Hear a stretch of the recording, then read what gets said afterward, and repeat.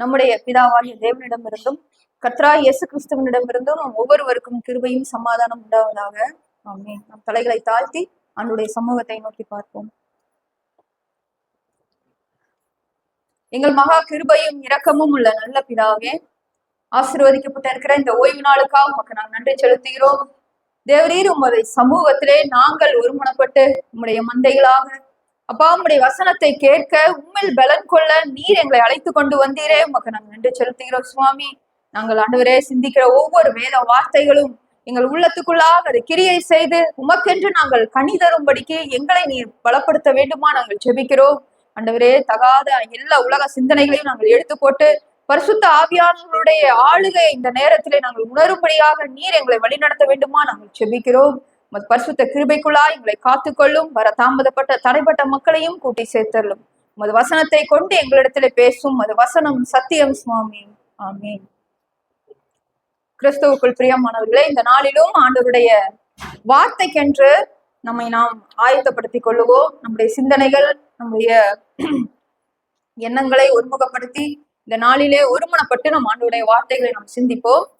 இந்த நாளுடைய தியானத்துக்கென்று எடுத்துக்கொள்ளப்பட்ட வேத பகுதி சங்கீதம் 46 சங்கீதத்தை நாம் எடுத்துக்கொள்ளலாம். சங்கீதம் 46.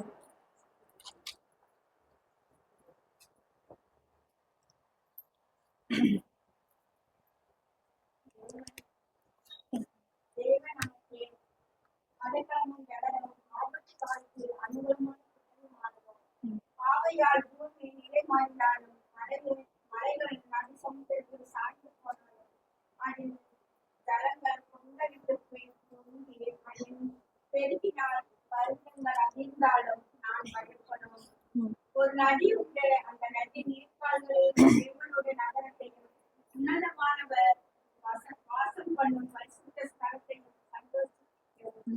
தேவன் அது நடுங்கி இருக்கின்றார், அது அசையாது. அதிகாலையிலே தேவன் அதற்கு சகாயம் பண்ணுவார். ஜாதிகள் கொந்தளித்தது, ஜனங்கள் ராஜ்யங்கள் தந்தளித்தது. அவர் தமது சட்டத்தை புறப்படுத்தினார். சேனைகளின் கர்த்தர் நம்மோடு இருக்கின்றார். யாக்கோபின் தேவன் நமக்கு உயர்ந்த அடைக்கலமானவர். பூமியிலே பால்கடிகளை நடத்துகிற கர்த்தருடைய சேனைகளை வந்து பாருங்கள். அவர் பூமியின் கரையந்திர மற்றும் புத்தகங்களை ஓய்வுகின்றார். விண்ணை ஒடித்து நீட்டியை முடிக்கின்றார்.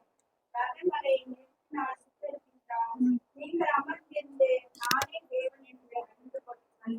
ஜாதிகளுக்குள்ளே உயர்ந்திருப்பேன், பூமியிலே உயர்ந்திருப்பேன். சேனைகளின் கர்த்தர் நம்மோடு இருக்கிறார். யாக்கோபின் தேவன் நமக்கு உயர்ந்த அடைக்கலமானவர். ஹல்லேலூயா.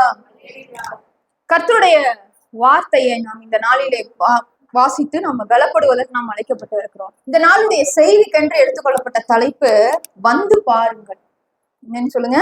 வந்து பாருங்கள். நாம் எதை வந்து பார்ப்பதற்கு நாம் அழைக்கப்பட்டு இருக்கிறோம்? எப்படி வந்து பார்ப்பதற்கு நாம் அழைக்கப்பட்டு இருக்கிறோம்? தேவனுடைய அழைப்பு என்ன? எதை ஆண்டவர் வந்து பார்க்க சொல்லுகிறார் என்று இந்த நாளிலே நாம் இன்று சிந்திக்க போகிறோம். இங்க நம்ம சங்கீதம் 46 நம்ம சூஸ் பண்ணுவோம் தெரியுங்களா? அற்புதமான ஒரு சங்கீதம். தேவனுடைய கிரியைகளை, தேவனுடைய வல்லமைகளை நாம் கண்டு அனுபவித்து ருசிக்கத்தக்கதாக தேவன் எல்லா விசுவாசிகளுக்கும் ஒரு அழைப்பை விடுக்கிறார். சங்கீதம் 46:8 நம்ம வாசிக்கிறோம். பூமியிலே பால்கடிப்புகளை நடப்பிக்கிற கர்த்தருடைய செய்கைகளை வந்து பாருங்கள். சங்கீதம் 66:5 வாசிங்க. சங்கீதம் 66:5.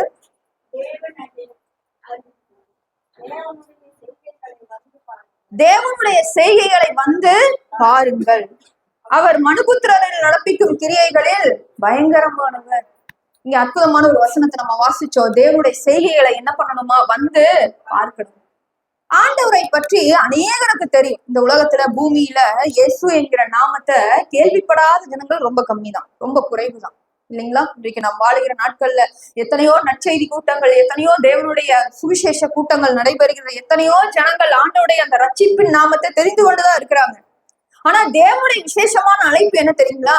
நீங்க கேள்விப்படுவதனால் மாத்திரம் கிடையாது, நீங்க வந்து பாருங்க. கர்த்தரை வந்து பாருங்கள். கர்த்தருடைய செய்கைகளை, அதுவும் எப்படிப்பட்ட செய்கைகளா? பூமியிலே பால்கடிப்புகளை நடப்பிக்கிற கர்த்தருடைய செய்கைகளை வந்து பாருங்கள்னு ஆண்டவர் ஒரு அழைப்பு விடுவிக்கிறார். எல்லா விசுவாசிகளுக்கும் தேவன் அழைப்பை விடுக்கிறார். ஏன் நான் வந்து பார்க்கணும்? ஏன் நான் இருக்கிற இடத்துல இருந்து கர்த்தரை அறிந்து கொள்ள முடியாதா? உணர்ந்து கொள்ள முடியாதா? அற்புதமான ஒரு வசனத்தை நம்ம வாசிக்க முடியும். யோபு உடைய நூல் யோபு 42:5 நம்ம வாசிப்போம். அங்க அதற்கான ஒரு பதில் இருக்கிறது. யோபு 42:5. என் காதினால் உண்மை குறித்து கேள்விப்பட்டேன், இப்பொழுதோ என் கண்கள் உண்மை காண்கிறது. அருமையான ஒரு தாசன் யோபு என்று ஆண்டவரே யோபுவை குறித்து என்ன பண்றாரு? சாட்சி கொடுக்கிறார். யோபனுடைய வாழ்க்கையை நாம் அறிந்திருக்கிறோம். எவ்வளவோ உபத்திரவங்களுக்கு மத்தியிலும் ஆண்டவருடைய சத்தியத்தின் நிமித்தம், உண்மை நிமித்தம் தன்னை அந்த உபத்திரவத்திலே காத்து கொண்டு பொறுமையாக பாடுகளை சகித்த ஒரு உண்மையான ஒரு விசுவாச வீரன்னா யோபுதான். முதல்ல நம்மளுக்கு ஞாபகம் வருது என்னதுங்க? யோபுதான். இந்த யோபு ஆண்டவரை குறித்து எவ்வளவோ காரியங்களை கேள்விப்பட்டு இருக்கிறார். ஞானத்தை குறித்து யோபு பேசியதை போல ஒருவராலும் பேச முடியாது. இந்த ஞானத்தினாலே ஆண்டவருக்கு பயப்படுவதுதான் ஞானம் என்பதை யோபு அந்த தன்னுடைய வாழ்க்கையுடைய முதல் பகுதியிலேயே வெளிப்படுத்துகிறார். எவ்வளவு தூர கஷ்டங்களை, பாடுகளை வாழ்க்கையில் அனுபவித்தாலும் கூட அவர் தேவனை விட்டு விலகாம இருந்ததுக்கு முக்கியமான காரணம் என்ன தெரியுங்களா? தேவனை கண்டுபிடித்த அந்த ஞானம் தான். அவருக்கு நிறைய பேர் போதிச்சிருப்பாங்க. யோபு சிறு வயதிலிருந்து வளர்ந்து வரும்போது அவருக்கு கர்த்தருடைய செய்திகளை நிறைய பேர் போதிச்சிருப்பாங்க. அவர் வளர்ந்து வந்திருப்பாரு. ஆண்டவரோடைய பிரசன்னத்தோடு வளர்ந்து வருவதற்கான ஒரு வாய்ப்பு அவருக்கு கிடைச்சிருக்கும். ஆனா இன்றைக்கு தேவன் எப்பொழுது யோபுவை சந்தித்து பேசுகிறாரோ அப்ப யோபு சொல்றாரு, ஆண்டவரே, நான் உண்மை குறித்து நிறைய காரியங்களை என்ன பண்ணேன்? கேள்விப்பட்டேன். என் காதினாலே நான் கேள்விப்பட்டேன். ஆனா இப்பொழுதோ என் கண்கள் உண்மை கண்டது. கண்களினால காண்பதுல என்ன பெரிய வித்தியாசம் தெரியுங்களா? மிகப்பெரிய ஒரு நன்மை. கர்த்தருடைய செய்கைகளை உணரத்தக்கதான ஒரு இருதயம் நமக்குள்ள உருவாகுது. அதனாலதான் ஆண்டவர் சொல்றாரு, நீங்க வந்து பாருங்கள், நீங்க வாங்க. அங்கங்கேயே இருந்து கேள்விப்படுவதனால மாத்திரம் கிடையாது. நாம் விசுவாசத்துல பலப்பட வேண்டும் என்று சொன்னா நம்ம முதல்ல எங்க வரணுங்க? சபைக்கு வரணும், சபைக்குள்ள வரணும், தேவாலயத்துக்குள்ள வரணும். நீங்க வந்து பாருங்கள். வேதத்துல எந்தெந்த இடத்துல எல்லாம் ஆண்டவர் இந்த அழைப்பை ஜனங்களுக்கு விடுத்தார், தம் சீஷர்களுக்கு கொடுத்தார் என்பதை பார்த்த ஆச்சரியமா இருக்குது. ஆனா அவங்களுடைய வாழ்க்கையில இந்த வந்து பாருங்கள்ங்கிற வார்த்தை ஒவ்வொரு தேவ பிள்ளைகளுடைய வாழ்க்கையிலும் எப்படியெல்லாம் கிரியை செய்திருக்கிறது என்று சொல்லி பார்த்தா நம்முடைய விசுவாச இந்த நாள்ல பலப்படும். அவ்வளவு உன்னதமான ஒரு தேவன் எதை நம்ம இடத்துல அழைக்கிறார் தெரியுங்களா? நீங்க வாருங்கள், என்னிடத்துல வாருங்கள்.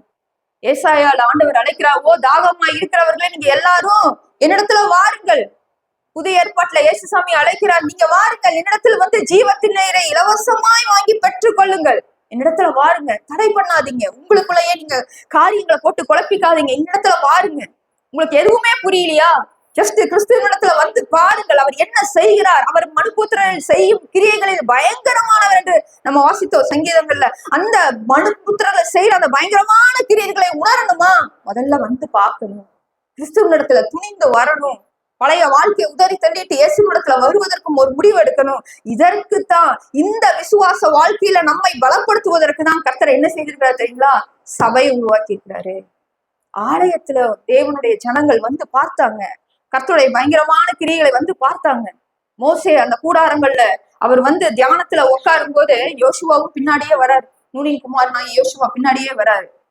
ஆண்டவர் மோசையோடு பேசி முடித்த பின்பு அந்த பிரசன்னத்தை அனுபவித்த பிறகு யோசுவா மோசே அந்த கூடாரத்தை விட்டு வெளியே வந்துட்டாரு. ஆனா யோசுவா என்ன பண்ணலைங்க? அந்த கூடாரத்தை விட்டு வெளியிலேயே வரல. வந்து பார்த்தவரு, அவருடைய மகிமையை பார்த்தவரு அப்படியே இந்த கூடாரத்திலேயே தங்கிட்டாரு. தேவனை உணர்ந்து கொள்ளணுமா? நம்முடைய வாழ்க்கையில கர்த்தர் யார் என்பதை நம்ம தெரிந்து கொள்ளணுமா? கர்த்தர் என் வாழ்க்கையில என்ன செய்ய இருக்கிறார் என்பதை நம்ம முதல்ல உணர்ந்து கொள்ளணுமா? வந்து பார்க்கணும். கர்த்தருடைய சபைக்குள்ள வந்து பார்க்கணும். கர்த்தருடைய ஆலயத்துக்குள்ள வந்து பார்க்கணும். அற்புதமான ஒரு வசனத்தை பாருங்களேன். எபிரேயர் 10ஆம் அதிகாரம் 25ஆம் வசனத்துல பவுல் இப்படிதான் நம்மளுக்கு, எபிரேயர் என்பது பவுல் ஆக்கியோன் என்பது இல்ல, ஆனா பொதுவான ஒரு கருத்து. எபிரேயர் 10:25 நம்ம வாசிப்போம். எபிரேயர் 10:25.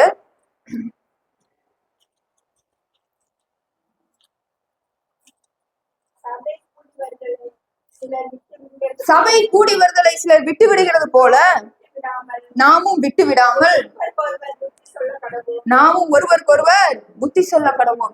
எதை நாம விட்டு விட்டாலும், சில வேளைகள்ல சில இடங்கள்ல நம்ம போக முடியாத ஒரு சூழ்நிலை இருக்கும். ஒரு நல்லது கெட்டது விஷயத்துல, ஒரு வேலை நிமித்தமா, ஏதோ ஒரு காரியத்தினால நம்ம போக முடியாத சூழ்நிலை இருக்கும். ஆனா எதுக்கு நம்ம தவிர்ப்பே கொடுக்க கூடாது தெரியுங்களா? சபை கூடி வருதல. ஓய்வு நாள் தோறும் அல்லது ஞாயிற்றுக்கிழமை தோறும் நம்ம கட்டாயமாக சபை கூடி வருதலை விட்டுவிடக் கூடாது. ஏன் ஆண்டவர் இதை முக்கியப்படுத்துகிறார் என்று சொன்னா, சபை என்பது கிறிஸ்துவுக்குள்ளாக ஒருவரோடு ஒருவர் பார்த்து ஐக்கியத்தில், ஆவிக்குரிய ஐக்கியத்துல கிறிஸ்துவோடு இணைந்து வளைகிற ஒரு ஸ்தலம். இந்த சபை கூடுதலை மட்டும் நம்ம விட்டு விட்டோம்னு சொன்னா கொஞ்சம் கொஞ்சமா ஆண்டவரை விட்டு பின்மாற்றத்துல நம்ம போய்கிட்டே இருக்கோம். அதனாலதான் சொல்றாரு, ஆலயத்துக்குள்ள வந்து பாருங்க, தேவ சபைக்குள்ளாக வந்து பாருங்க, ஒரு முறையும் விட்டு விடாதீங்கள்னு ஆண்டவர் அதற்காக தான் நமக்கு அறிவுறுத்து கொண்டே இருக்கிறார். சபை கூடி வருதுல என்ன பண்ணக்கூடாது, ஒரு நாள் நம்ம விட்டு விடவே கூடாது. லோத்து ஆபிரகாமோடு இருந்த வரைக்கும், அவருடைய ஐக்கியத்துல இருந்த வரைக்கும் அவருடைய வாழ்க்கை எப்படி இருந்ததுங்க, சேஃபா தான் இருந்தது, ரொம்ப பாதுகாப்பான ஒரு வாழ்க்கையா இருந்தது. என்னைக்கு ஆபிரகாமுடைய ஐக்கியத்தை விட எனக்கு இந்த உலகத்தில் இருக்கிற நான் சம்பாத்தியம் எனக்கு கொஞ்சம் பெருசுன்னு சொல்லி அதை தவிர்த்தாரோ, நல்லமை சம்பாதிச்சாரு. லோத்து சம்பாதிக்காமல இல்ல, எங்க ஆபிரகாமை விட்டு பிரிந்து போன பிறகு இந்த சோதம் குமாராவில அவர் எக்கச்சக்கமான பொருட்களை சம்பாதித்தார், ஏழைக்காரர்களை சம்பாதித்தார், எல்லாத்தையும் பண்ணாரு. ஆனா உயிர் தப்பி ஓடி போகும்போது என்ன செய்ய வேண்டி இருந்ததுங்க, எல்லாவற்றையும் விட்டுவிட வேண்டியதா இருந்தது. உன் ஜீவன் தப்போ ஓடிப்போ, அந்த வார்த்தையை நம்மளால கிரகிக்கவே முடியாது. உன் ஜீவன் தப்போ ஓடிப்போ, நீ சம்பாதித்த எல்லாவற்றையும் விட்டுட்டு கடவுளுடைய ஐக்கியத்துக்காக மறுபடியும் ஒரு அழைப்பு வருது. அவர் எல்லாவற்றையும் எதை தேவனை விட மேன்மையா நினைச்சாரோ அதை எல்லாவற்றையும் விட்டுட்டு தான் அவர் போக வேண்டியிருந்தது. அதனாலதான் ஆண்டவர் சொன்னாரு, எப்பவுமே சபை கூடு வருதுல ஆவிக்குரியவர்களுடைய ஐக்கியத்தை ஒரு நாள் விட்டு விடக்கூடாது. நம்ம விசுவாசத்துல வளரணும்னு சொன்னா இந்த 2 விஷயத்த நம்ம கட்டாயமா செய்யணும். ஒண்ணு, தேவனுடைய சபையை தேடி வந்துகிட்டே இருக்கணும். 2வது, ஆவிக்குரிய ஐக்கியத்தை விட்டு விடவே கூடாது. ஆதியாகமம் 2:18 நம்ம வாசிக்கிற, மனுஷன் தனிமையா இருப்பது நல்லதல்ல. ஆண்டவர் நீங்க அந்த இடத்துல சிந்திச்சு பாருங்க, மனுஷன் தனிமையா இருப்பது நல்லதல்லன்னு ஆண்டவர் சொல்லி ஒரு துணையை உண்டாக்குனார். ஆனா அதன் பிறகு பாவம் எப்படி வந்தது, பாவம் எதனால வந்தது, யார் ஆண்டவர் கொடுத்தாரோ, யார் தனிமையா இருப்பது நல்லதல்ல, யார் ஆசீர்வாதமானவங்கள்னு கொடுத்தாரோ அவங்க வழியாதான் அந்த உலகத்துக்குள்ள என்ன ஆச்சுங்க, பாவம் உள்ள பிரவேசிக்குது. அவருடைய வாழ்க்கையில அதன் வழியாக தான் பிரச்சனை பிரவேசிக்குது. அப்ப ஏன் ஆண்டவர் இதை செய்திருக்கணும், மனுஷன் தனிமையா இருக்கிறது நல்லதுன்னு ஆண்டவர் விட்டுருக்கலாம் இல்லையா? ஏன் அங்க ஒரு ஐக்கியத்தை, அங்க ஒரு 2 பேர்த்தை ஏன் சேர்த்தி வைக்கணும்? ஏன் ஆண்டவர் சபை கூடி வருதலை விட்டு விடணும்? சபையில எல்லா சபையிலையும் பிரச்சனை இருக்கும், சில இடங்களை வெளியில தெரியாது, அவ்வளவுதான். எல்லா சபைகள்லயும் எல்லா இடங்களிலும் ஏதோ ஒரு பிரச்சனைகள் இருந்துகிட்டுதான் இருக்கும். ஆனாலும் சபை கூடி வருதலை விட்டு விட கூடாது என்று ஏன் தேவன் வலியுறுத்துறாரு தெரியுங்களா? அங்கதான் நம்ம தேவனுடைய சித்தத்தை அறிந்து கொள்ள முடியும், அங்கதான் நம்ம விட்டு கொடுத்தல கத்துக்க முடியும், அங்கதான் ஒருவருக்கொருவர் ஏற்றுக்கொள்ளுதலை பழக முடியும், அங்கதான் மன்னிப்புனா என்னன்னு நம்ம உணர முடியும், அங்கதான் தேவனுடைய வல்லமை உணர்ந்து கொள்ள முடியும். அதனாலதான் ஆண்டவர் சொன்னார், நீ விட்டு விடாத, சபை ஐக்கியத்தை விட்டு விடாத, நீ வந்து பாரு, கர்த்தருடைய செய்கைகளை, பலத்த கிரியைகளை நீ உணர்ந்து கொள்ளணுமா, கர்த்தரை உணர்ந்து கொள்ளணுமா, நீ வந்து பார், சபையை விட்டு விடாத, ஐக்கியத்தை விட்டு விடாத. தேவன் நல்லவர், எல்லாருக்குமே நல்லவர். தேவனை உணர்ந்து கொள்ளுவதற்கு நம்ம ஆலயத்திற்கு வரணும். இயேசு கிறிஸ்துனுடைய பெரும்பாலான கிரியைகள் ஆலயத்துல நடைபெற்றது. நமக்குதான் வார்த்தைகள் வேற, கிரியைகள் வேற, இல்லைங்களா? சங்கீதம் 66 இப்ப நம்ம வாசிச்சோமே, சங்கீதம் 66:5 தேவனுடைய செய்கைகளை வந்து பாருங்கள். தேவனுடைய செய்கைகள், தேவனுடைய கிரிகள் எவ்வளவு பயங்கரமானவைகள் நம்ம உணர்ந்து கொள்ளணும்னா ஆலயத்துக்கு வரணும். நமக்கு எப்படி இருக்கும் தெரியுங்களா? நாம ஒன்று சொல்லுவோம், அடுத்து நம்ம சொல்லுக்கு எந்த வல்லமையும் கிடையாது. இப்ப நம்ம பேசிட்டு இருக்கிறோம், தேவ வார்த்தைக்கு மட்டும்தான் வல்லமை இருக்குது. நாம நம்முடைய தனிப்பட்ட வாழ்க்கையில பேசுற வார்த்தைகளுக்கு ஏதாவது வல்லமை இருக்கா? இல்ல. அது செயலா மாறினா மட்டும்தான் அதற்கென்று ஒரு வல்லமை இருக்கும், இல்லைன்னா அதுக்கு வல்லமை கிடையாது. தேவனுடைய வார்த்தைகளுக்கு மட்டும்தான் வல்லமை இருக்குது. ஆனா கர்த்தருடைய வார்த்தை எப்படிப்பட்டது தெரியுங்களா? அது கிரியை செய்யக்கூடியது. அவருடைய வார்த்தையே கிரியை, 2 ஒண்ணுதான். தேவன் வார்த்தையினால வானங்களை என்ன பண்ணாரா? சிருஷ்டித்தாராம். வார்த்தையினால பூமியில சிருஷ்டித்தாராம். அவர் பேசினார், அது கிரியையாய் செய்து முடியப்பட்டது. அப்பேற்பட்ட தேவனை நம்ம ஆலயத்துல உணர்ந்து விடணும். இயேசு கிறிஸ்து ஆலயத்துல என்னென்னவெல்லாம் செய்தாரு? தேவாலயத்துல ஆண்டவர் என்னென்ன கிரியை எல்லாம் செய்தார்? என்னென்னவெல்லாம் செய்தாருங்க? பிரசங்கித்தார். முதல்ல நம்ம பாக்குறோம், ஆலயத்துல கர்த்தர் என்ன பண்ணாரு? பிரசங்கம் பண்ணினார். மார்க் 12ஆம் அதிகாரம் 35ஆம் வசனத்தை வாசிக்கலாம். மார்க் 12:35.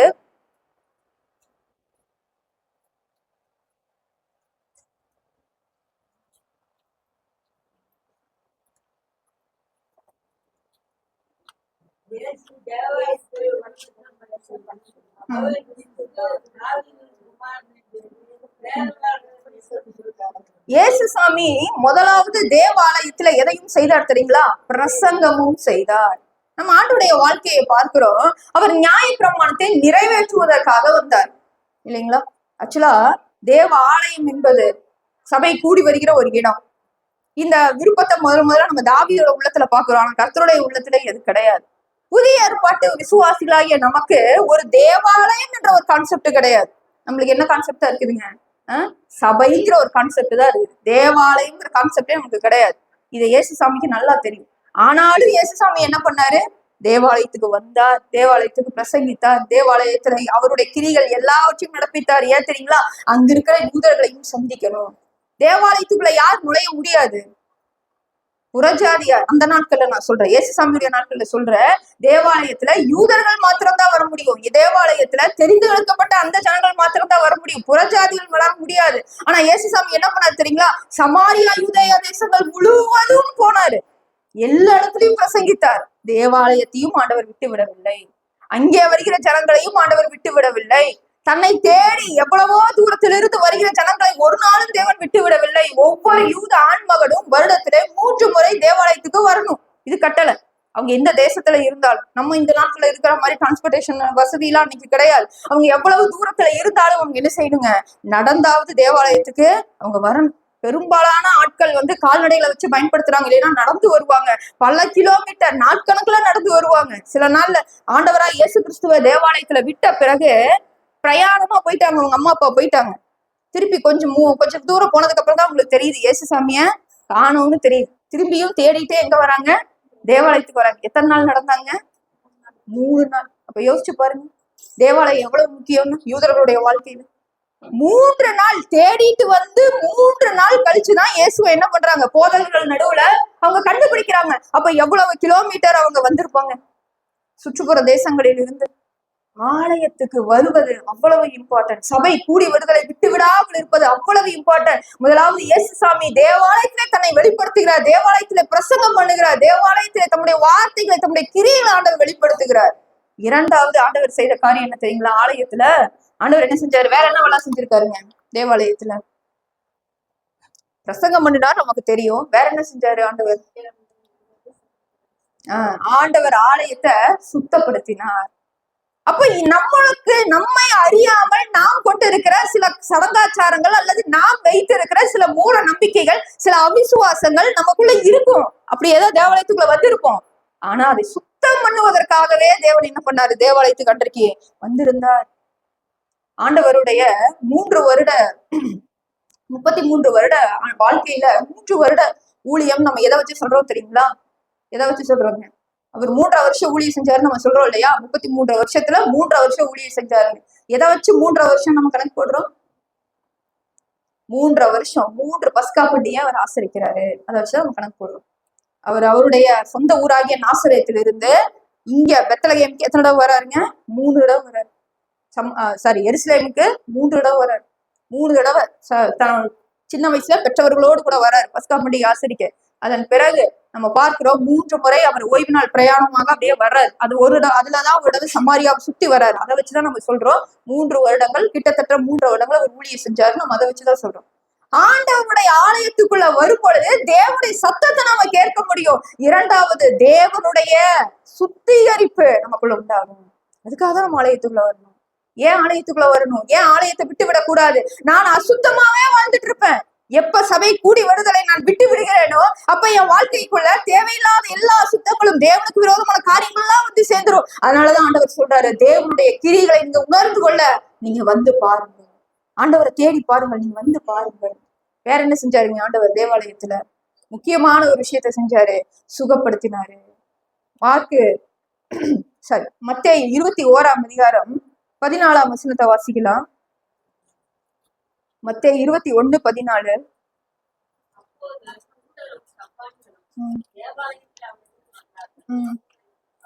ஆண்டவர் என்ன செஞ்சாரு தெரியுங்களாங்க?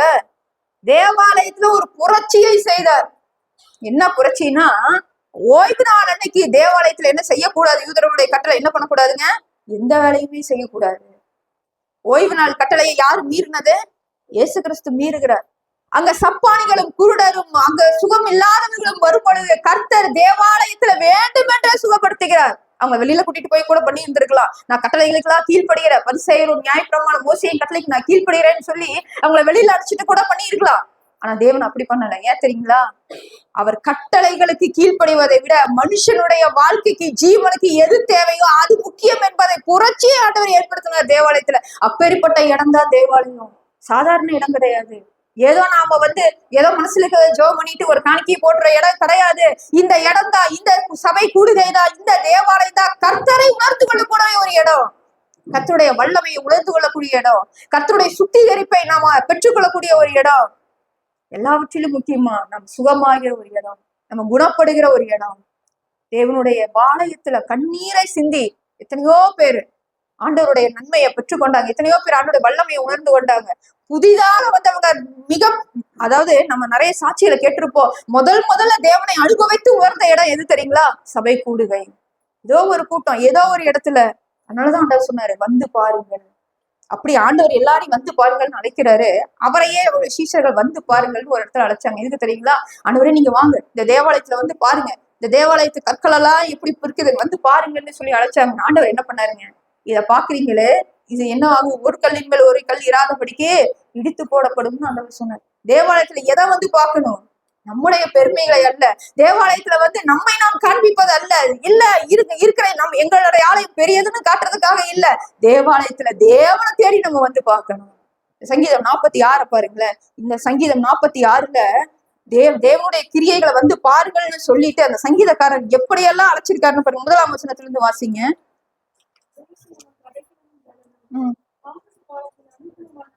தேவன் நமக்கு அடைக்கலமும் பலனும் ஆபத்து காலத்தில் அனுகூலமான துணையுமானவர். முதல்ல ஒரு விசுவாச அறிக்கை, முதல்ல ஒரு விசுவாசம் வளரணும்னா நான் எங்கிருந்துதான் ஆரம்பிக்க முடியும்?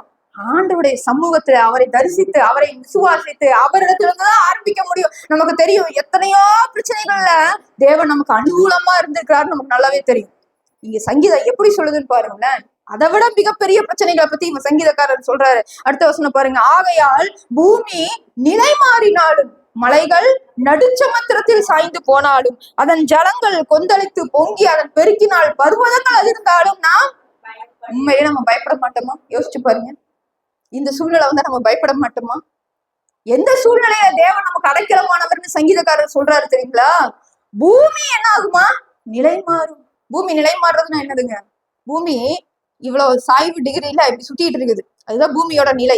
அது மாறுச்சுன்னா, பூமியோட நிலை மாறினா என்ன ஆகும்? ஒருவர் கூட பூமியில முதல்ல கால் வச்சு நிக்க முடியாது. நாம் அந்த பூமத்திய ரேகையை விட்டு விலகினா, நாம் அந்த காந்த புலத்தை விட்டு விலகினா இந்த பூமியில நாம நிக்க கூட முடியாது. நம்ம உயிருக்கு, நம்முடைய ஜீவனுக்கே ஆபத்து. ஆனா சங்கீதம் சொல்லுது, பூமி நிலை மாறினாலும் மலைகள் நடுச்சமுத்திரத்தில் சாய்ந்து போனாலும். நமக்கு தெரியும் வெதர் கண்டிஷன்ஸ் மாறுறது நமக்கு தெரியும். பனிச்சிகரங்கள் உருகுனா என்ன ஆகுங்க? மலைகள் எல்லாம் தண்ணியில மூழ்கி போயிடும். மலை சிகரங்கள் சாய்ந்து போனாலும் அதன் ஜலங்கள் கொந்தளித்து பொங்கி அதன் பெருக்கினால் பர்வதங்கள் அதிர்ந்தாலும். இவ்வளோ பெரிய ஆபத்தை நம்மளால வாழ்க்கையில கற்பனை கூட பண்ணி பார்க்க முடியல. ஆனா சங்கீதம் தேவனுடைய வார்த்தையை சொல்லுது, நாம் பயப்படும், நம்ம பயப்படும். அங்க என்ன போட்டிருக்கு தெரியுங்களா? நம்ம பயப்படும் போட்டதுக்கு அப்புறம் ஒரு வார்த்தை அங்க போட்டிருக்கிறது என்னதுங்க? சேலா. சேலானா என்ன? Conjunction word. அதாவது சங்கீதம் எல்லாமே பாடல்களாக பாடப்பட்டிருக்கு. அந்த பாடல்களை நம்ம நிறுத்தி நிதானமா கவி சரணம், முதல் சரணம், 2ஆம் சரணம் பாடுற இல்லைங்களா? அதை போல சங்கீதத்தை சில இடங்கள்ல நிறுத்தி பாடணும். நாம தான் இதை அதிகாரங்களா பகுத்து இருக்கிறோம் இல்லைங்களா? அதை புரிந்து கொள்வதற்கு அந்த நாட்கள்ல அவங்க பாடலா பாடி ஒரு இடத்துல நிறுத்தி அடுத்த கவியை பாடுவாங்க. அப்படி தொடங்குவதற்கு நடுவுல பிரிவினை உண்டாக்குறது தான், அந்த பாடல்களுக்கு நடுவுல இருக்கிற பிரிவினை தான் என்னது? சேலா. சேலாங்கிற வார்த்தை எங்க நம்ம படிக்கிறோமோ அங்க என்ன பண்ணணும்னா நிறுத்தி அடுத்த வரிக்குள்ள வரணும்னு அர்த்தம். சரிங்களா? தேவன் நமக்கு அனுகூலமான துணையானவர், ஆபத்து காலத்தில் அவர் நமக்கு அடைக்கலமானவர்னு வாசிச்சு எந்த ஆபத்து வரும்னு சங்கீதக்காரர் சொல்றாரு. என்ன ஆபத்துங்க? பூமியே நிலை மாறி போனாலும், மலைகள் மலை சிகரங்கள் நடுச்சமுத்திரத்துல போனாலும், ஜலம் கொந்தளித்து அது நம்மை உலுக்கி போட்டா கூட நம்ம என்ன பண்ணக்கூடாதா? பயப்படக்கூடாதா? ஏன் பயப்படக்கூடாது? இவ்வளவு பெரிய விஷயம் வந்தா பயம் வரத்தானே செய்யும். ஏன் பயப்படக்கூடாது? அடுத்த சங்கீதத்தினுடைய வரிகளை பாருங்களேன். ஒரு நதி உண்டு, அதன் நீர்கால்கள் தேவனுடைய நகரத்தையும் உன்னதமான வாசம் பண்ணும் பரிசுத்த ஸ்தலத்தையும் சந்தோஷிப்பிக்கும். நீங்க இந்த ஜலம் கொந்தளிக்கிறத பாக்குறீங்க இல்லையா? இந்த மலை சிகரங்கள் மூழ்கிறத பார்க்கும்போது உங்களுக்கு பயம் வருது இல்லையா? நீங்க இன்னொன்னையும் பார்க்கணும். அப்பதான் நம்ம பயப்படாம இருக்க முடியும். என்ன பார்க்கணும்னா ஒரு நதியை பார்க்கணும். அந்த நதி எங்க இருக்குதா? அந்த நதி உன்னதமானவர் வாசம் பண்ணும் பரிசுத்த ஸ்தலத்தை சந்தோஷிப்பிக்கக்கூடிய ஒரு நதி. அடுத்த வசனத்துல பாருங்களேன், தேவன் அதன் நடுவில் இருக்கிறார், அது அசையாது. அதிகாலையில தேவன் அதற்கு சகாயம் பண்ணுவார். அது என்ன நதி? இங்க நம்ம வாசிக்கிறோமோ அது என்ன நதி? எந்த நதி? அப்படி தேவனுடைய பரிசுத்த உன்னதமானவர் வீற்றிருக்கிற அந்த பரிசுத்த பருவத்துல வீற்றிருக்கிற நதி என்னது? வெளிப்படுத்தின விசேஷம் 22 நம்ம அந்த நதியை குறித்து வாசிக்கிறோம். வெளிப்படுத்தின விசேஷம் 22 1ஆம் வசனத்தை நம்ம வாசிக்கலாம்.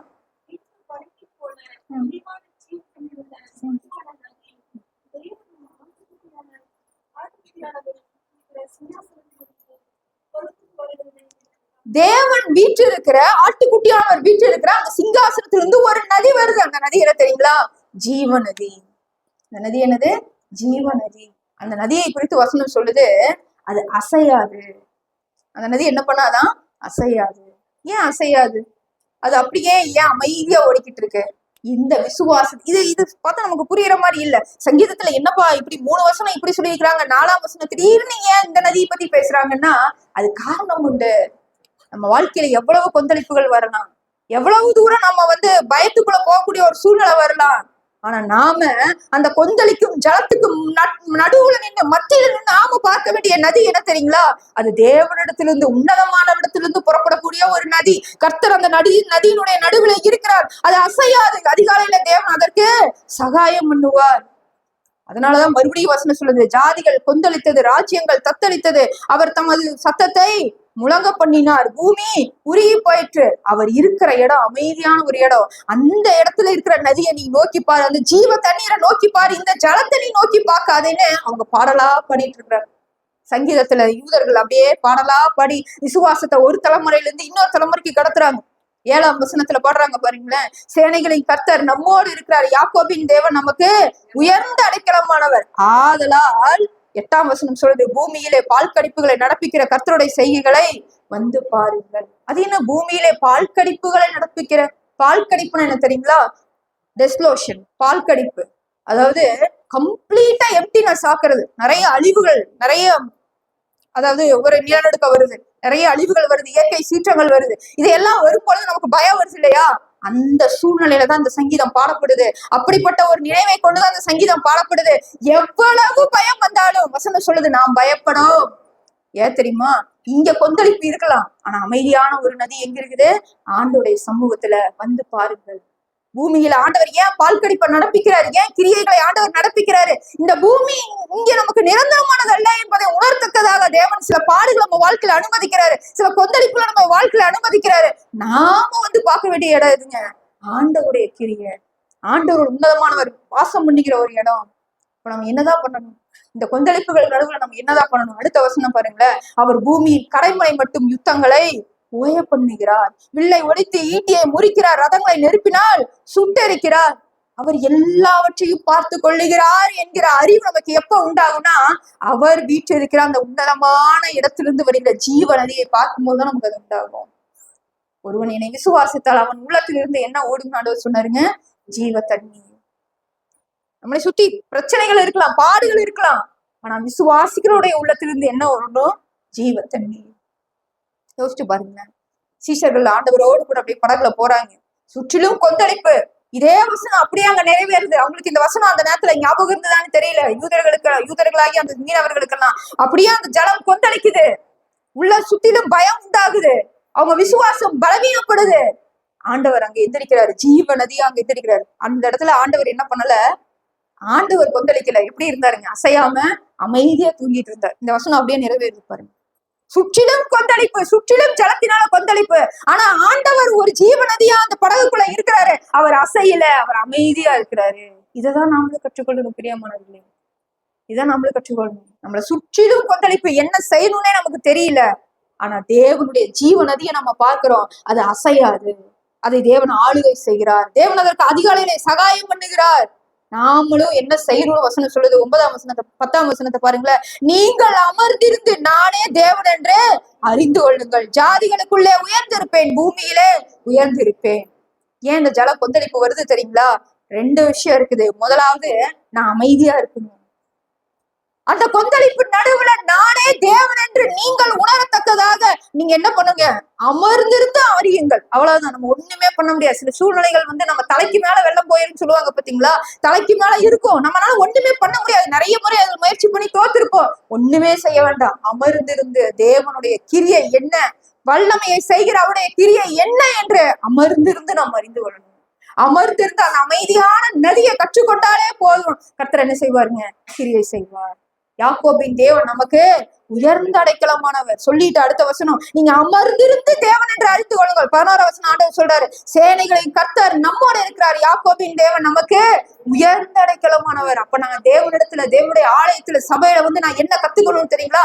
எவ்வளவு போராட்டங்களுக்கு நடுவுல கூட நான் வந்திருக்கலாம். நான் அமர்ந்திருந்து இந்த சபையில, என்னுடைய ஆலயத்துல, தேவன் கிரியை செய்கிற இந்த ஸ்தலத்துல நான் அமர்ந்திருந்து அவர் எனக்கு உயர்ந்த அடைக்கலமானவர் என்பதை கற்றுக்கொள்ளதான் முதலாவது தேவன் அழைக்கிறாரு. நீ வந்து பாரு தேவன் எப்படிப்பட்டவர் என்பதை நீ வந்து பாரு. முதல்ல நம்ம வாசிக்கிறோம், எதற்காக தேவன் வந்து பாருங்க சொல்லி அழைக்கிறாரு? நம்முடைய பயங்கரமான பிரச்சனைகள்ல, சூழல்கள்ல அவரே தேவன் என்பதை உணர்ந்து கொள்வதற்கு. இரண்டாவது, வந்து பார்ப்பதனால என்ன நடக்கும் தெரியுங்களா? நம்முடைய விசுவாசம் பலப்படும். யோவானின் நற்செய்தி 1ஆம் அதிகாரத்தை நம்ம எடுத்துக்கொள்ளலாம். அங்க இயேசு கிறிஸ்து நேரடியாக பழைய ஏற்பாட்டுல சங்கீதக்காரன் மூலமாக ஆண்டவர் அழைப்பு கொடுத்தார், வந்து பாருங்கள். ஆண்டவர் நேரடியாக அழைப்பு கொடுக்கிறார். யோவானின் நற்செய்தி 1ஆம் அதிகாரம் 35ஆம் வசனத்திலிருந்து நம்ம வாசிக்கலாம். இங்க இயேசு சாமியை பின்பற்றுவதற்கு முன்பதாக அவருடைய சீசர்கள், யாருடைய சீசர்கள்ல 35ஆம் வசனத்துல, மறுநாளிலே யோவானும் அவனுடைய சீசர்கள் 2 பேரும் நிற்கும் போது இயேசு நடந்து போகிறதை அவன் கண்டு, இதோ தேவாட்டுக்குட்டி என்றார். யோவான் ஸ்நானன் அநேகரை யோவான் ஸ்நானனை பின்பற்றினாங்க. அநேகர் யோவான் ஸ்நானனுக்கு சீஷரா இருந்தாங்க இல்லைங்களா? இயேசு கிறிஸ்துவுக்கு வனாந்தரத்துல வழியை ஆயத்தப்படுத்துகிற ஒரு சத்தமாக யோவான் ஸ்நானன் ஊழியம் செஞ்சுட்டு இருக்கிறாரு. எந்த பெருமை யோவான் ஸ்நானத்தை இல்ல பாருங்களேன்.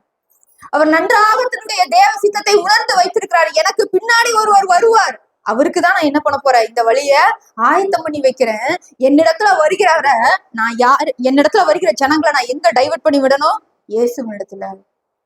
அவருடைய சீஷராக, யோவான் ஸ்நானனுடைய சீஷராக இருக்கிற ஒரு 2 ஜனங்களை, 2 சீஷரை யோவான் ஸ்நானன் யாருக்கு டைவர்ட் பண்ணி விடுறாரு? இயேசு சாமிக்கு. அவர் நடந்து வருகிறதை கண்டபோது, இதோ இயேசு, இதோ தேவ ஆட்டுக்குட்டி என்றார். 37ஆம் வசனத்துல அவன் அப்படி சொன்னதை அவ்விரண்டு சீஷரும் கேட்டு இயேசுவுக்கு பின் சென்றார்கள். யோவானுடைய வேலை அதோட முடிஞ்சது இல்லைங்களா? இவ்வளவு தூரம் சத்தியத்தை எடுத்து சொல்லி, கண்டித்து, உணர்த்து, போதித்து அநேகரை கிறிஸ்துவுக்குள்ள வழி நடத்துற யோவான் ஸ்நானன் வழி நடத்தினாரு. அவருக்கு அநேகர் வராங்க, அவங்கள அழகா என்ன பண்றாரு? இயேசு கிறிஸ்துவ இடத்துல டைவர்ட் பண்ணி விடுறாரு. இப்பதான் அந்த யோவான்சனுடைய 2 சீஷர்களும் அப்படியே இயேசு கிறிஸ்து பின்னாடி வராங்க. அவங்க யாரு தெரியுங்களா? அப்படி வந்தவங்கள அப்பொழுது வந்து பாருங்கள் என்றார். எத்தனாவது வசனம்னா 40ஆம் வசனம். யோவான் சொன்னதை கேட்டு அவருக்கு பின் சென்ற 2 சீஷரில் ஒருவன் சீமோன் பேதுருவின் சகோதரனாகிய அந்திரேயா.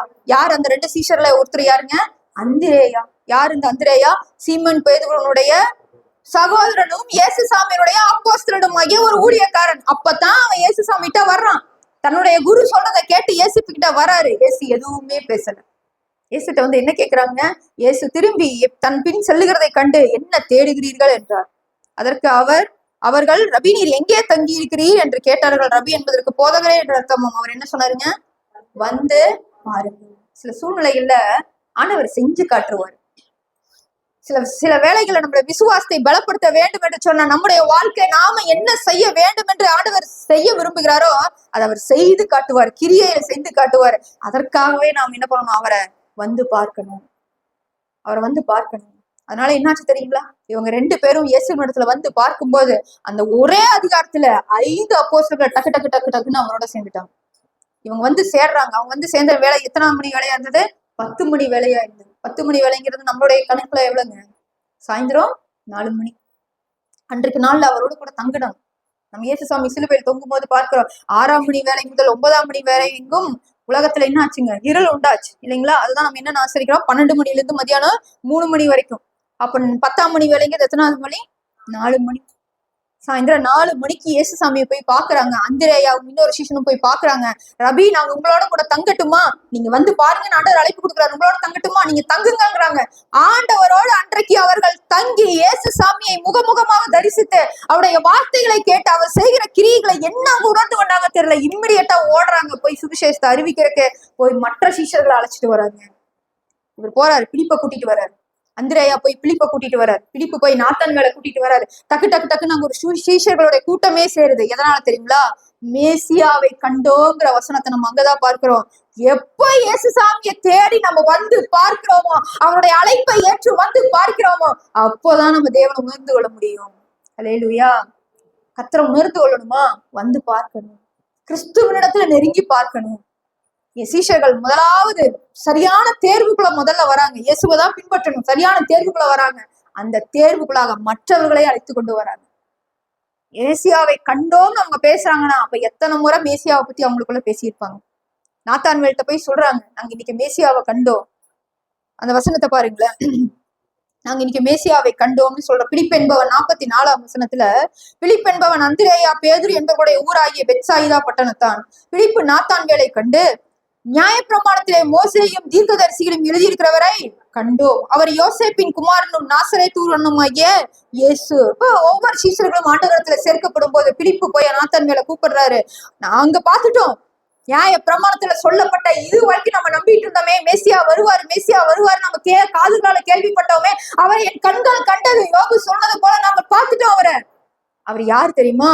யோசேப்பின் குமாரனும் நாசரேத்தூரனுமாகிய இயேசு. அதுக்கு நாத்தான்வேல் என்ன சொல்றாரு பாருங்களேன். நாசரேத்திலிருந்து யாதொரு நன்மை வரக்கூடுமோ? இது அந்த நாட்கள யூதர்களோட பழமொழி. நாசரேத்திலிருந்து நன்மை வருமோ? நாசரேத் என்பது யூத புறஜாதி ஜனங்கள் இருக்கிற ஒரு பட்டணம். அங்கிருந்து மேசியா வரமாட்டார் என்பது யூதர்களுடைய நம்பிக்கை. பெத்லகேம்லதான் அவர் பிறப்பாரு, யூதர்களிடத்துல தான் பிறப்பாருன்னு அவங்களுக்கு தெரியும். ஆண்டவர் யூதர் தான், ஆனா எங்கிருந்து வந்தாருங்க? நாசரேத்துல போய் வந்தாரு. அந்த பழமொழி ரொம்ப பிரபலமான ஒரு பழமொழி யூதர்களுக்கு மத்தியில. சொல்ற நாசரேத்திலிருந்து ஒரு நன்மை வருமோ? அதுக்கு பிலிப்பு சொன்ன பதில பாருங்களேன். அதற்கு பிலிப்பு என்ன சொன்னாருங்க? என்ன சொன்னாரு? வாசிங்க இந்த வசனத்தை. அதற்கு பிலிப்பு, வந்து பார். அவ்வளவு. இல்ல 46ஆம் வசனம். அதற்கு நாத்தான்வேல், நாசரேத்திலிருந்து யாதொரு நன்மை உண்டாக கூடுமோ என்றான். அதற்கு பிலிப்பு, அவ்வளவுதான், வந்து பார் என்றான். உனக்கு புரியலையா? தேவன் நம்ம வாழ்க்கையில என்ன செய்யறாரு, நம்மளுக்குள்ள என்ன நடந்துகிட்டு இருக்கு, நம்ம வாழ்க்கையில என்ன போயிட்டு இருக்கு, புரியலையா? வந்து பார்க்கணும். தேவன் விளக்கம் தருவாரு. தேவனை தேடி வரவங்களை தேவன் தெரிந்து கொள்வாரு. நாத்தான்வேலை ஆண்டவர் அழகா சந்திச்சாரு. உன்னை அத்திமரத்தின் கீழ் இருக்கும் போதே நான் கண்டேன். யூதர்கள் தியானம் செய்கிற அந்த இடத்துல அவர் ஏதோ ஒரு உணர்வுக்குள்ளாக அவர் ஆண்டவர் ஏற்கனவே வழிநடத்தி இருக்கிறார். அத்திமரம்னு சொன்ன உடனே நாத்தான்வேல் புரிஞ்சுக்கிட்டாரு, ரபி நீ இஸ்ரவேலின் ராஜா. கர்த்தரை உணர்ந்து கொள்வதற்கு நம்ம இடத்துல வந்து பார்க்கணும். நம்முடைய விசுவாசம் பலப்படுவதற்கு நம்ம வந்து பார்க்கணும். இதே மாதிரி இன்னொரு சம்பவத்தை கூட நம்ம வாசிக்க முடியும். மத்தேயு 28:6. மத்தேயு 28:5 வாசிக்கலாம். இந்த சம்பவத்தோட நம்ம முடிச்சிடலாம். மத்தேயு 28. ஆண்டவர் அங்க அடக்கம் பண்ணப்பட்டாரு. ஆண்டவருடைய பாடுகள் எல்லாம் நிறைவேறியாச்சு. கல்லறையில ஆண்டவர் வைக்கப்பட்டு விட்டார். இப்ப அந்த கல்லறையை தேடி பெண்கள் என்ன செய்யறாங்க? அதிகாலையில அவருடைய சரீரத்திற்கு சுகந்த வர்க்கப்பிடி புறப்பட்டு போறாங்க. 28ஆம் அதிகாரம் 4-5 வசனத்துல வாசிக்கிறோம். தூதன் அந்த ஸ்திரீகளை நோக்கி, நீங்கள் பயப்படாதிருங்கள், சிலுவையில் அறையப்பட்ட இயேசுவை தேடுகிறீர்கள் என்று அறிவேன். அவர் இங்கே இல்லை, தாம் சொன்னபடியே உயிர்த்தெழுந்தார். கர்த்தர் வைத்த இடத்தை வந்து பாருங்கள். வந்து பார்க்கும் போது நம்மளுக்கு என்ன நடக்குது தெரியுங்களா?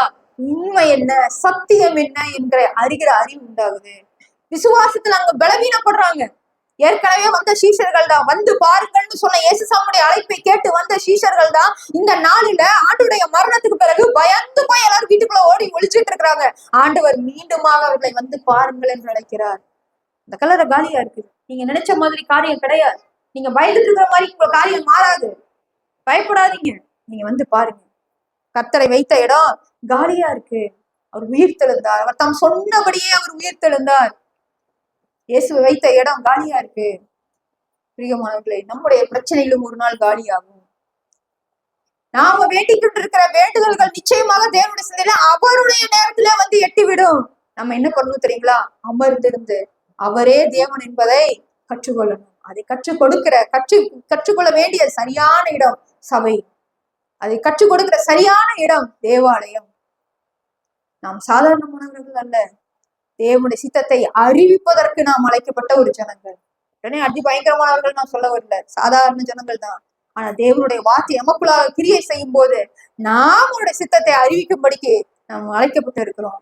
முதலாவது நாம பலப்படணும், நாம விசுவாசத்துல பலப்படணும். யோவானின் நற்செய்தி 4ஆம் அதிகாரத்துல சமாரிய பெண்ணு போய் ஊருக்குள்ள போய் சொல்றா, அவர்தான் கிறிஸ்துவா, அவர்தான் மேசியாவா, வந்து பாருங்கள். அவளும் போய் ஊர்ல இருக்கிற ஜனங்களை எல்லாம் அழைக்கிறாங்க. அங்க ஒரு அற்புதமான ஒரு சம்பவம் நடக்குது. என்ன தெரியுங்களா? யோவானின் நற்செய்தி நூல் 34ஆம் அதிகாரம் 39ஆம் வசனத்தை வாசிங்கள. யோவான் 4:39. நான் செய்த எல்லாவற்றையும் சொன்னார். இந்த சாட்சி சொன்ன அந்த ஸ்திரீயினுடைய வார்த்தையின் நிமித்தம் அந்த ஊரில் உள்ள சமாரியரில் அநேகர் அவர் மேல் விசுவாசம் உள்ளவர்களானார்கள். அடுத்த வருஷம் தங்களிடத்தில் தங்கள் அவரை கொண்டார்கள். அவர் 2 நாள் அங்கே தங்கினார். அப்பொழுது அவருடைய உபதேசத்தின் நிமித்தம் இன்னும் அநேக விசுவாசித்து அந்த ஸ்திரீயை நோக்கி, உன் சொல்லி நிமித்தம் அல்ல, அவருடைய உபதேசத்தை நாங்களே கேட்டு அவர் மெய்யாய் கிறிஸ்துவாகிய உலக ரட்சகர் என்று அறிந்து விசுவாசிக்கிறோம் என்றார்கள். நம்முடைய ஆண்டவருக்கு ஒரு பேர் இருக்கு, உலக ரட்சகர் இல்லைங்களா? அவர் ரட்சகர், அதுவும் உலகத்தில் இருக்கிற சகல ஜனங்களின் பாவங்களை நீக்கி சுத்திகரிக்கக்கூடிய ஒரு ரட்சகர். இந்த பேரை முதல்ல யாருக்கு இயேசுசாமிக்கு யார் வச்சாங்க தெரியுங்களா? சமாரியர்கள். யூதர்கள் கூட இந்த பேரை வைக்கல. யார் வச்சதுங்க? சமாரியர்கள், புறஜாதி ஜனங்கள் சொல்றாங்க, இவர்தான் மெய்யாய் கிறிஸ்துவாகிய உலக ரட்சகர். இந்த அறிவு எதனால உண்டாச்சு தெரியுங்களா? அந்த ஸ்திரீ சொன்ன ஒரு வார்த்தை நிமித்தம் ஓடி வராங்க எல்லாரும் கிறிஸ்துவை பார்க்கிறதுக்கு. எப்ப அவங்க தங்களுடைய நிலைமையை விட்டு ஓடி வந்து கிறிஸ்துவை பார்க்க வந்தாங்களோ அப்பொழுது அவங்களுடைய வாழ்க்கை, அவங்களுடைய விசுவாசம், அவங்களுடைய எதிர்காலம் தலைகீழாக திருக்கப்பட்டது. யோசித்து பாருங்க, கிறிஸ்துவனிடத்துல வந்து பாருங்க. உங்களுக்கு எதுவுமே புரியலினாலும் பரவாயில்ல, என்ன சூழ்நிலை இருந்தாலும் பரவாயில்ல, ஜஸ்ட் ஆண்டுடைய சமூகத்துல நம்மை முழுமையாக ஒப்பு கொடுத்து வந்து பாருங்க. அவரை வந்து பார்த்தவங்க எப்படியெல்லாம் மாறினாங்க. சிஷ்யர்களுடைய வாழ்க்கை மாறினது, அவங்களுடைய விசுவாசம் பலப்பட்ட, அவங்களுடைய வாழ்க்கை மாறினாங்க, எதிர்காலம் மாறியது, அவர்கள் தேவனை அறிவிக்கிறவர்களாக மாறினாங்க. இயேசுசாமியை சந்திக்கிறதுக்கு முன்பதாக சமாரியப்பனுடைய வாழ்க்கையே வேற, அவருடைய நிலைமையே வேற. ஆனா பார்த்த பிறகு ஊர்ல இருக்கிற அநேக ஜனங்கள் அவளை நம்பத்தக்கதாக அவருடைய வார்த்தை மாறுது, அவருடைய வாழ்க்கை மாறுது. கிறிஸ்துவை வந்து பார்ப்போம், அவரை தரிசிப்போம். கர்த்தர் நம்முடைய வாழ்க்கையும் அநேக நன்மைகளை செய்வதற்கு நம்மை அழைக்கிறார். நீங்கள் வந்து பாருங்க. நீங்க யாரா இருந்தாலும் சரி, சபை கூடுவர்களை விட்டு விடாமல் மீண்டுமா கிறிஸ்துவனிடத்தில் அவருடைய சத்தியத்தை தேடி, அவருடைய கிரியை தேடி, அவரே தேவன் என்று அறிந்து உணர்ந்து அமரத்தக்கதாக மீண்டுமாக ஆலயத்துக்குள் வந்து பாருங்கள் என்று சொல்லி இன்றைக்கு நாளும் கர்த்தர் நம்மை அழைக்கிறார். இந்த வார்த்தைகளை கர்த்தர் ஆசீர்வதிப்பாரார். நம் தலைகளை தாழ்த்தி அவனுடைய சமூகத்தில் நம்மை ஒப்பிக் கொடுப்போம். உங்கள் கிருபையும் இரக்கம் உள்ள நல்ல தகப்பனே, உடைய வார்த்தைகளுக்காக உங்களுக்கு நாங்கள் நன்றி செலுத்துகிறோம். ஆண்டவரே, யோபுவை போல் எங்கள் காதுகளால் உண்மை கேட்டோம், இதோ எங்கள் கண்கள் உண்மை கண்டது என்ற வார்த்தையின்படி அப்பா நாங்கள் உண்மை கண்டு உணர்ந்து விசுவாசித்து எங்கள் வாழ்க்கையை நாங்கள் பலப்படத்தக்கதாக நீர் எங்களை அப்பா நீர் அழைத்திருக்கிறீர். உமக்கு நாங்கள் நன்றி செலுத்துகிறோம். உங்களுடைய வார்த்தைகளை கொண்டு எங்களை பலப்படுத்துங்க. இன்னும் அதிகமாய் நாங்கள் உங்க சாட்சிகளாய் வாழ எங்களை பழக்குவீங்க. உடைய பரிசுத்த கரத்துல அப்பா வந்திருக்கிற ஒவ்வொருவரையும் தாழ்த்தி ஒப்பு கொடுத்து தருகிறோம். எங்கள் ஜெபம் கேளும், காத்துக்கொள்ளும், வழி நடத்தும் ஜீவனுள்ள நல்ல பிதாவே, ஆமென்.